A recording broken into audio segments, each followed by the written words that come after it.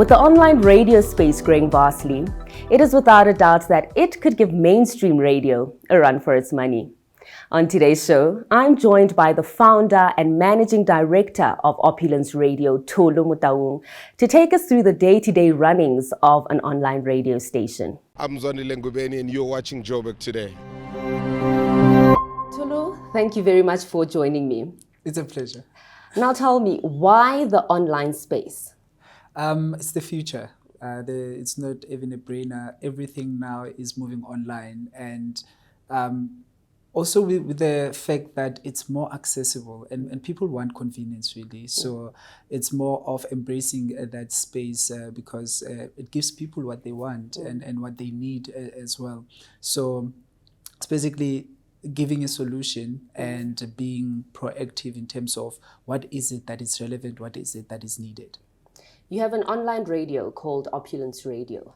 Take us through the process of getting started.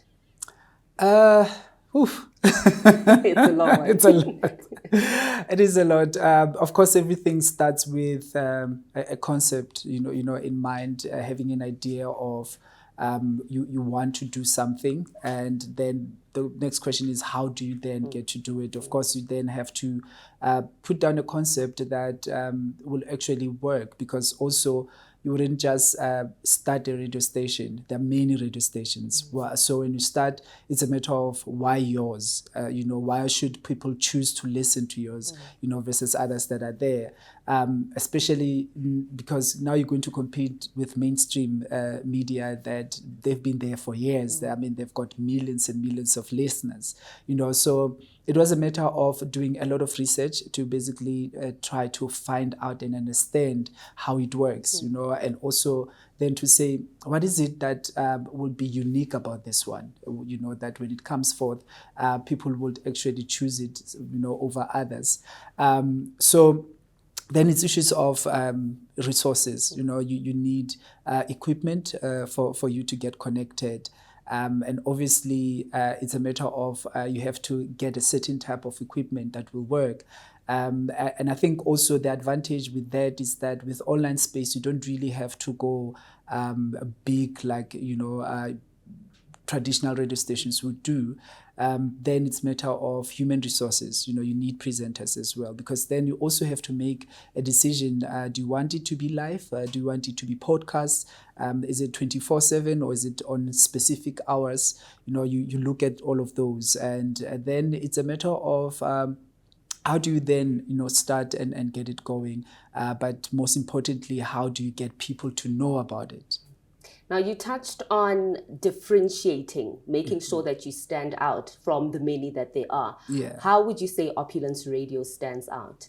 What makes it stand out is because it's about lifestyle, right? So the programs, I would say, we call it specialized, right? Specialized in the sense that we've got a cooking show which focuses only on cooking.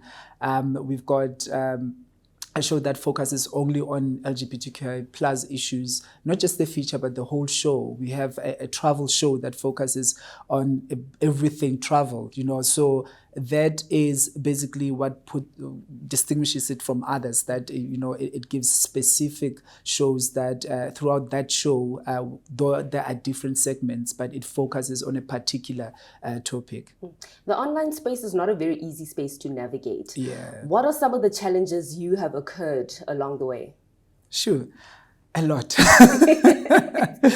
It's a lot. But I think like any other business, the main thing is resources, right? Because you realize that you can be able to do so much, but because you have limited resources, you are unable to reach, your plan as quicker as you'd like to. And also now with the load shedding that is happening so much, it also is a big challenge in a sense that you can be streaming, but you'd find that other people that want to tune in, they don't have, the means of connecting because they don't have backup system or anything like that. And you'd actually see that when you look at your statistics, that at this particular time in this area, you don't have numbers, because our statistics are able to show us, different geographical areas. So it's then things like that then you find that you could have been 5 steps ahead, but because of such challenges, now you're more like 1 step, and it takes you back, and you have now to find a way to manage that.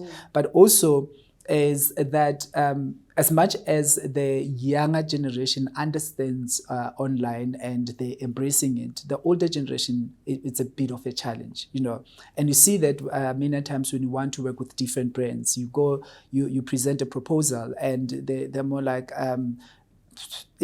will it work? And then you get questions like, we've seen the others that came and, they died. Why should we invest in yours? Why would this work? So now it's things like that you have to deal with on daily basis. Now, how does one make financial returns with such a platform? Yeah, look, generally with radio, you'll make financial returns by selling airtime, whether it's through specific interviews that people would want to promote, their products or services, or to give information out, or through advertisements that you do. But then you also have to be creative in terms of what are other means, that you can pursue to make sure that you generate income. So we'll then do things like the outside broadcasts, the events as well, so you basically have to think of different ways that you can actually, try out and see if they can generate some kind of income. Now, take us through the selection of talent. Take us through that process, not only talent, but also people that handle the production. Yeah. So for me, because as you start the business, you basically become everything. You become the finance manager, the HR manager, everything all rounder, all at once. But I think the advantage with that is I understood the vision because I'm the vision bearer. So looking at talent, it was a matter of you're looking at for me, more than anything, is the drive. Does this person want to be on radio? Do they have passion to be on radio? If they don't have the talent, or rather, let me so not have, if they're not there yet in terms of the talent that they have, can you be able to teach them? Can you be able, to mentor them and coach them to get there? Because if a person doesn't have the passion for that, which unfortunately for some people it's a matter of wanting to be famous or being a celebrity, and it doesn't happen overnight, and others, they just love the idea of radio, and they get to it, they realize that it's actually work, because you have to prepare before and sometimes even after, so for me, more than anything, it was looking at passion, and then looking at talent. Is the person able to be behind the mic and actually deliver what needs to be delivered? When starting such a platform, what are some of the key factors that one needs to consider? Sure. The main thing is you have to be able to be consistent for you to be able to grow. So now you need to make sure that you've got the right resources. As I said, material resources, your equipment that you use, and that they function very well, because they can, for whatever reason, the system can freeze, can what is your backup, or the website can crash, then what is your backup? So you basically have to be able to anticipate such things. But also, we've spoken about talent as well, to say, the people or presenters that you work with, are they people that are committed, are people that will be there on time, and hence I'm speaking about passion. If they've got passion, these are people that will always make sure that they're there. Also, behind the producers, that puts the work together for presenters to deliver. What kind do you get? How do they think? How do they look at things? Do they understand also what the mandate of the station is about, and what is it that you want to drive? Can they be able to get that kind of content for them to be able to put it out? But also is, how do you put yourself out there for you to be the preferred radio station, right? Because now you have so many competitors. As I said earlier, that others have been there for years. They're doing very well. They've got all the equipment they need. They've got basically all the resources they need. So how do you then are able to get in and take space in that environment? Yeah, those are, I think, the most important things that you need to look at. Finally, I would say also how you have to think about how do you sustain yourself, because the idea of starting any business really is for you to exist for a long time. So in the midst of every challenge that will come along the way, how are you able to make sure that you push forward to make it sustainable, that it gets to be there for a long time? And as we wrap up the conversation, Tolu, 5 years down the line, where do you see Opulence Radio? Sure.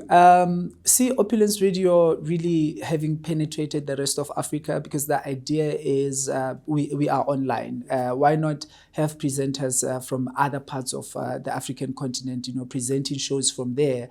Because as a continent, we are one thing. And for me, more than anything, as Opulence Radio, we need to tell our African stories to the world, because many a times the world comes to us and interpret our stories in their own way. And this is the space that we can actually use to do that. But also having an aspect of the TV side, because it's about lifestyle. So people also want to have visuals of what is happening. So, developing in that side that we put audio and visuals together. And because, it's an online space, so why not do that? Tulu, thank you very much for your time. It's a pleasure.